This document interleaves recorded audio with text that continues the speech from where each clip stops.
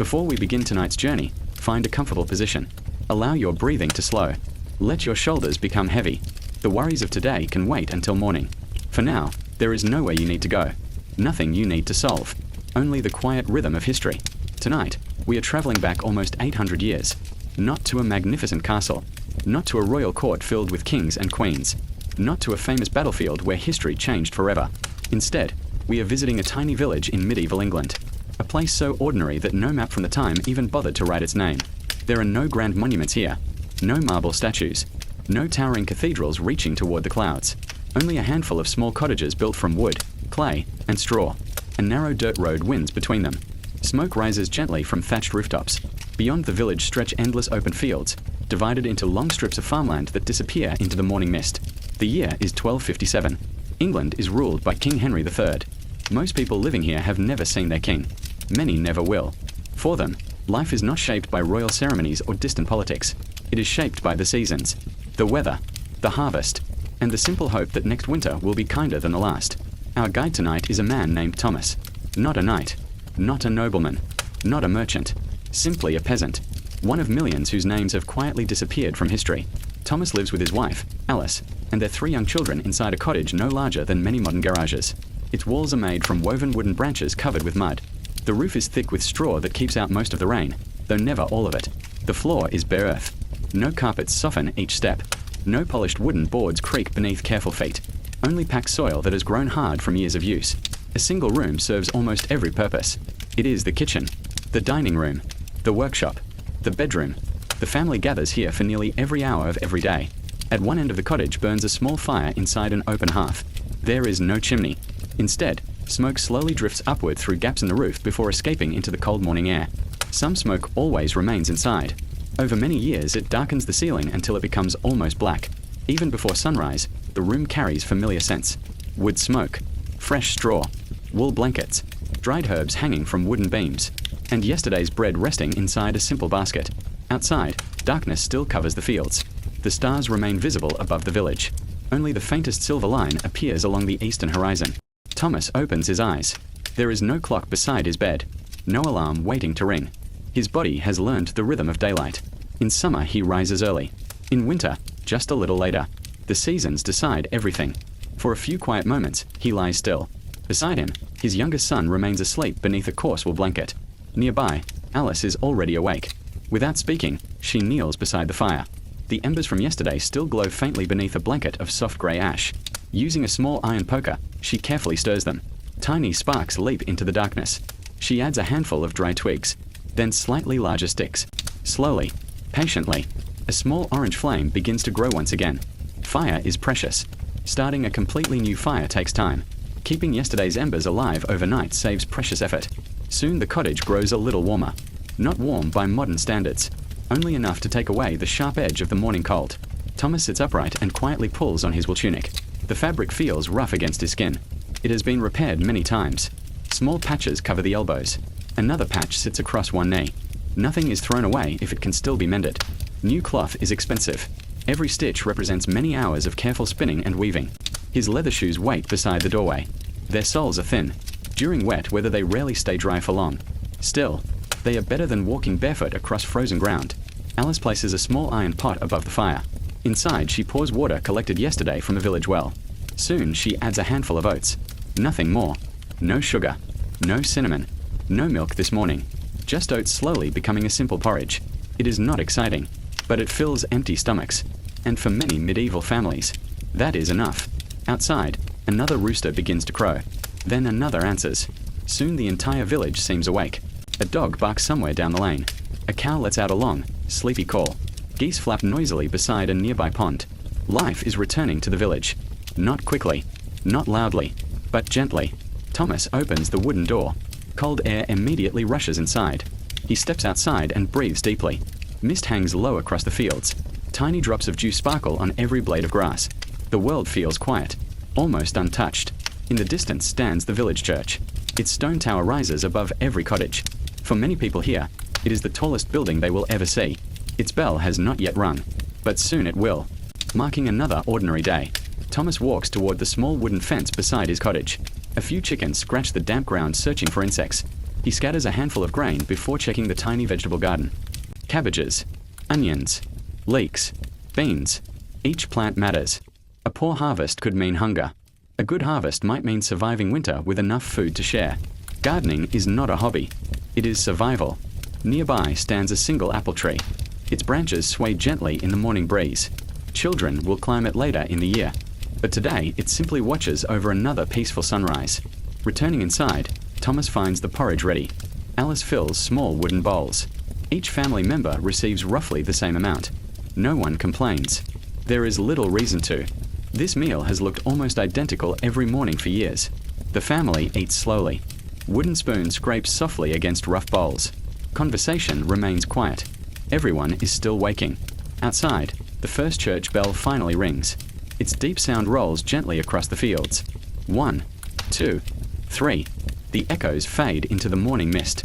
Thomas finishes his breakfast and places the empty bowl beside the fire. Soon it will be time to walk toward the Lord's fields, where another long day of work awaits. But there is no rush, only the familiar rhythm of medieval life. A rhythm repeated yesterday, repeated today, and, if fortune allows, repeated again tomorrow. He reaches for his simple wooden hoe resting beside the doorway. Its smooth handle has become polished by years of careful use. He wraps his fingers around it, takes one last look at the warmth of the little cottage, then quietly steps outside. The cool morning air greets him once again. Ahead lies the narrow dirt path leading toward the fields. The sun has only just begun to rise above the distant hills. Golden light slowly spreads across the countryside. Birdsong fills the hedgerows. The village wakes completely. And without hurry, without excitement, Thomas begins the familiar walk that he has made almost every morning of his life.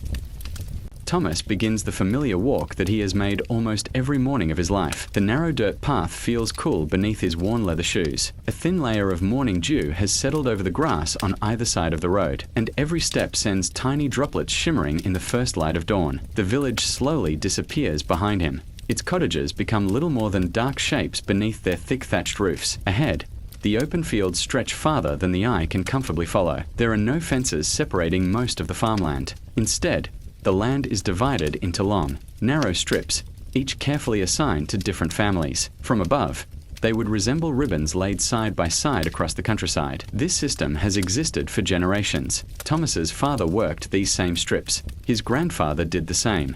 And one day, if fortune allows, his eldest son will likely follow exactly the same path. For medieval peasants, life rarely changes from one generation to the next. The road begins to fill with familiar faces. A grey-haired farmer named William walks ahead, carrying a wooden rake across his shoulder. His pace is slow but steady. Years of labor have bent his back slightly forward, yet he still walks with quiet determination. As Thomas catches up, the two men exchange a small nod. There is no need for many words.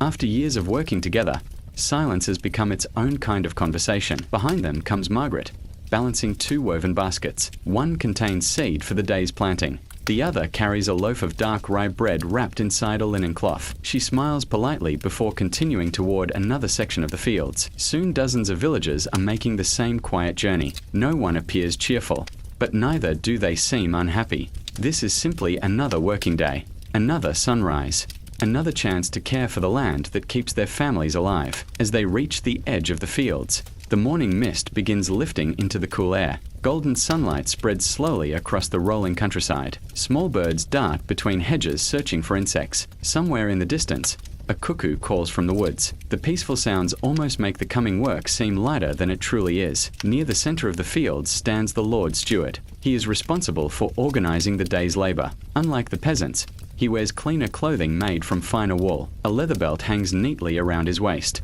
In one hand, he carries a wax tablet covered with notes. The steward greets each worker with calm efficiency. There is no shouting, no dramatic speeches. Everyone already knows what must be done. Today's task is preparing several fields for autumn planting. Thomas walks toward his assigned strip. The soil still feels damp from rain earlier in the week. He kneels briefly and scoops up a handful of dark earth. It crumbles easily between his fingers. Good soil, a hopeful sign. Still, hope alone cannot grow crops. Only long hours of steady work can do that.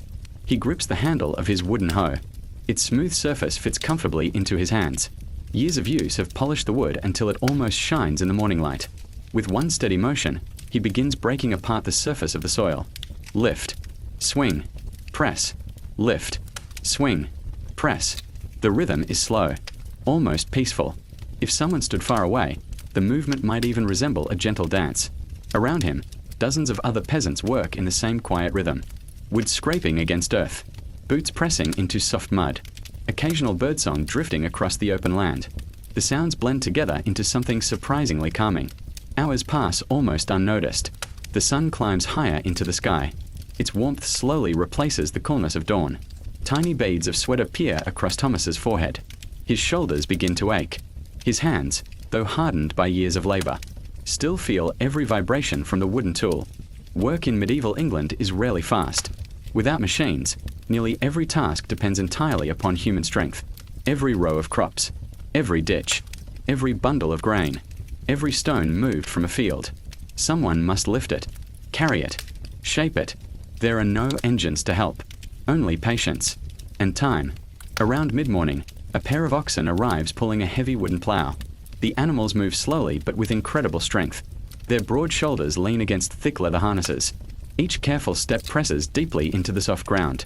Behind them walks another farmer guiding the plow through the earth. Fresh soil rolls gently aside, exposing darker layers beneath. Thomas pauses briefly to watch. The work is almost hypnotic. The oxen never hurry. They simply continue forward, one steady step after another. Perhaps there is something to learn from them. Not every journey requires speed. Sometimes progress comes quietly, one slow step at a time. A cool breeze sweeps across the fields. For a few moments it carries the scent of damp grass and wildflowers. Thomas closes his eyes for only a heartbeat. The breeze feels refreshing against his warm face. Then he returns to work. The seasons wait for no one. If planting falls behind schedule, the harvest may suffer months later. In medieval life, nearly every decision echoes far into the future. The village church bell rings softly in the distance, not as a warning, simply marking another passing hour. Most villagers cannot read written calendars. The church bell becomes their clock. Its familiar sound organizes each day with quiet reliability. Nearby, William begins humming an old folk tune. The melody is simple, soft, almost forgotten by time. No one joins him, yet no one asks him to stop. His quiet singing blends naturally with the peaceful rhythm of work. Clouds drift lazily across the blue sky. Their shadows roll gently over the fields like slow-moving waves. For a brief moment, the sunlight disappears. The temperature cools. Then the clouds continue onward.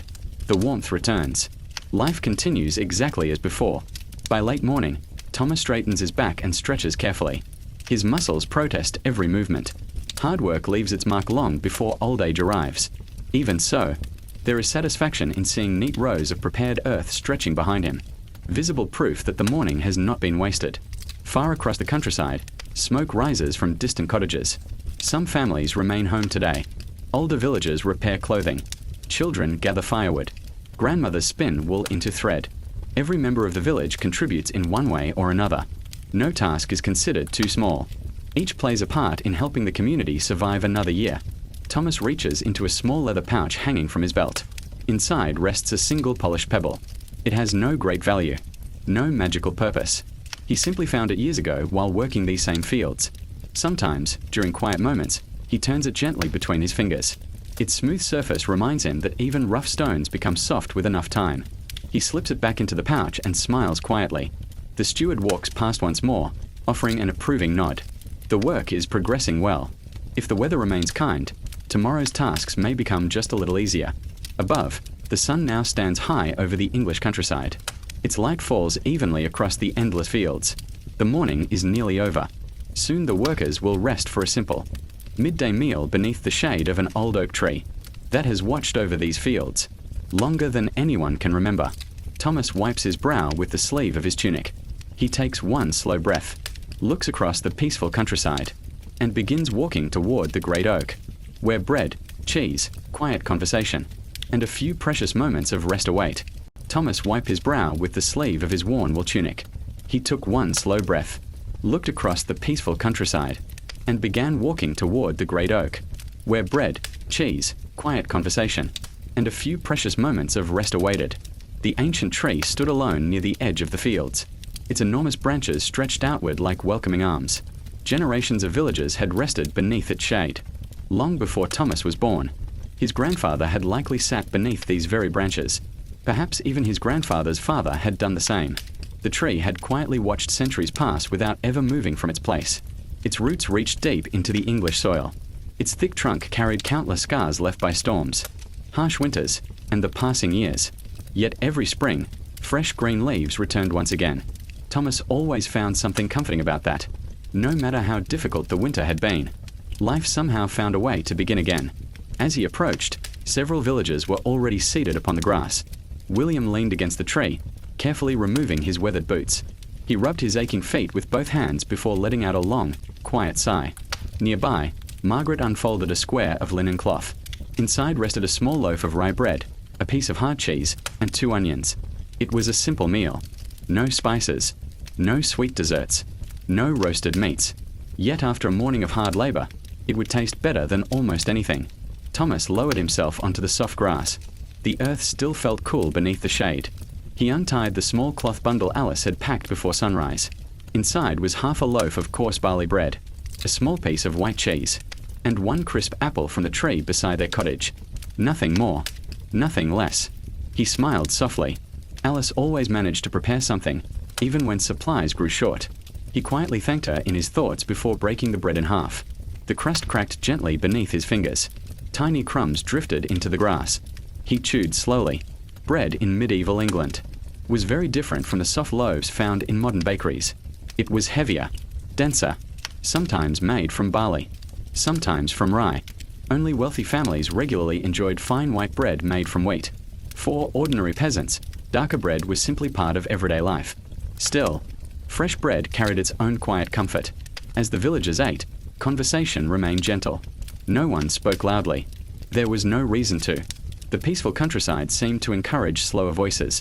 William pointed toward the western hills. "I think we'll have rain before the week's end," he said quietly. Thomas followed his gaze. Large white clouds drifted lazily across the distant sky. At first glance they seemed harmless, but years spent farming had taught these villagers how to read the weather. The shape of clouds, the direction of the wind, the behavior of birds. Even the scent carried through the air could reveal what tomorrow might bring. Thomas nodded. "I think you're right." That was all. No long discussion followed. In the countryside, people often learned to appreciate silence as much as conversation. The gentle breeze carried the sweet fragrance of wildflowers. Growing along nearby hedgerows, bees drifted lazily between blossoms. Butterflies floated above the grass without any obvious destination. High overhead, a hawk circled silently against the bright blue sky. Far away, sheep grazed peacefully upon rolling hills. Tiny white dots scattered across endless green fields. Their shepherd rested nearby, leaning comfortably upon his wooden staff. Even his sheepdog seemed content to stretch beneath the warm afternoon sun. The entire countryside moved at its own patient rhythm. Nothing appeared rushed. Nothing seemed anxious. Only steady, predictable, calm. Thomas finished the last bite of bread before taking a slow sip of cool water from a leather flask. The water had been drawn from the village well before sunrise. It carried a faint earthy taste. Clean, refreshing, simple. Nearby, 2 younger boys chased each other across the grass while their mothers smiled patiently. One boy carried a carved wooden horse no larger than his hand. Its wheels had long since broken away, yet he happily imagined it galloping across fields, through forests, and into distant kingdoms. Children have always possessed remarkable imaginations, even when toys were few, even when life was difficult. Joy often required very little. An elderly woman named Edith slowly approached, the oak carrying a woven basket, balanced carefully upon her arm. Inside rested bundles of freshly picked herbs: lavender, mint, chamomile, rosemary. She planned to dry them beneath the roof of her cottage before winter arrived. Every plant served a purpose. Some flavored food, others eased headaches. A few helped soothe restless sleep. Without modern medicine, knowledge of herbs passed carefully from one generation to the next. Edith smiled warmly as she offered everyone a few fresh mint leaves. Thomas accepted one gratefully. The cool taste lingered pleasantly after his meal. Small moments like this reminded him that although life could be hard, kindness remained wonderfully ordinary. A little farther away, several women quietly repaired clothing while resting. Needles made from polished bone moved carefully through thick wool fabric. Each stitch extended the life of garments already worn for years. Nothing useful was ever wasted. A torn sleeve became another afternoon's quiet work. A worn blanket received another patch. A broken basket found new life with fresh willow branches. Repairing things was simply part of daily life. In many ways, the people themselves learned to become like the objects they cared for, resilient. As the midday break continued, the conversation drifted toward the coming harvest. Everyone understood what it meant. A successful harvest brought full storehouses, warm bread throughout winter, enough grain for planting again next spring. A poor harvest meant uncertainty, perhaps even hunger. No one wished to speak too long about that possibility. Instead, they quietly hoped for favorable weather. Hope required no expense. It cost nothing to carry. Yet sometimes it became the most valuable thing a person owned. A church bell echoed faintly across the valley. Its gentle sound rolled over fields, streams, and cottages before slowly fading into silence once again. Thomas leaned comfortably against the rough bark of the great oak. Above him, sunlight filtered softly through thousands of green leaves. Small patches of golden light danced across the grass each time. The breeze stirred the branches. He closed his eyes, only for a moment. The sounds around him blended together into something almost musical. Birdsong, rustling leaves, quiet conversation, the distant bleating of sheep, the soft buzzing of bees, the occasional whisper of wind passing through the countryside. There was no hurry, no loud machines, no crowded roads, only the slow heartbeat of medieval England. Thomas thought about the afternoon still ahead. More digging, more planting, more careful labor beneath the warm sun. It would not be easy, but neither would it be unfamiliar. He had done this countless times before. Tomorrow would likely look much the same. Next week as well. Some people today might find such a life repetitive. Yet there is a certain peace in knowing exactly what tomorrow will bring. The great oak had seen thousands of ordinary afternoons just like this one. And if it could speak, perhaps it would tell every passing traveler the same quiet truth. That history is not only made by kings, or warriors, or explorers. It is also made by ordinary people, sharing bread beneath an old tree, resting tired hands, watching clouds drift across an endless summer sky, before quietly standing once more, and returning to the fields. Thomas slowly opened his eyes. The shade felt cooler now. The sun had begun its gentle journey westward. Around him, the other villagers rose one by one. Boots were tied. Tools were lifted. Empty cloth bundles were folded neatly away. The peaceful pause had come to an end. Without complaint, without ceremony, Thomas picked up his wooden hoe.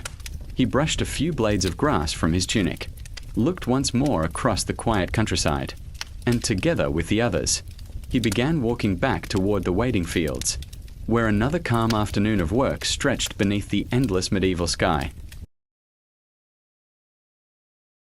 The quiet life of an ordinary Roman citizen, a relaxing journey through ancient Rome for sleep. Before we begin, take a slow, comfortable breath. Allow your shoulders to soften. Let the sounds of the modern world slowly fade into the distance. Tonight, we are not following an emperor. We are not marching into a great battle. We are not watching history's most famous moments unfold. Instead, we are choosing something far quieter, something far more ordinary, and perhaps, because of that, something far more peaceful. Our journey begins nearly 2,000 years ago, in the heart of the Roman Empire. Not inside a marble palace, not beneath the towering columns of the Senate, but within a modest apartment tucked along a narrow street in the ancient city of Rome. The year is somewhere around AD 120. The empire stretches farther than most people living here could ever imagine. Roman roads connect distant provinces. Ships sail across the Mediterranean every single day. Messages travel from Britain to Egypt. Merchants arrive carrying spices from Arabia, silk from the east, and wine from countless vineyards scattered across Italy.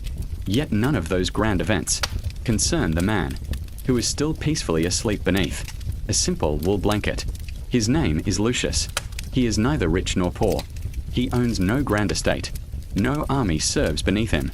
No statues have been carved in his honor. History books will never remember his name. But tonight, we will, because the story of ordinary people is often the quietest, and perhaps the most comforting, part of history. Outside, dawn has not yet fully arrived. The streets remain mostly silent. Only an occasional cart rumbles across uneven stone roads. Somewhere nearby, a rooster begins announcing the coming morning. Its call echoes between rows of crowded apartment buildings known as insulae. The room where Lucius sleeps is small, much smaller than many modern bedrooms. Its walls are plain plaster. The floor is worn by countless footsteps. A single wooden stool rests beside a narrow bed. Near the doorway sits a clay oil lamp. Its flame died hours ago. Without electricity, darkness rules every Roman night. Only moonlight, stars, and tiny lamps push back the shadows. Lucius slowly opens his eyes. There is no loud alarm clock, no glowing phone waiting beside his bed. Instead, his body has learned to wake with the rising sun. For most Romans, daylight determines nearly every part of life. Morning means work. Afternoon means business. Night means rest. Simple, predictable, steady,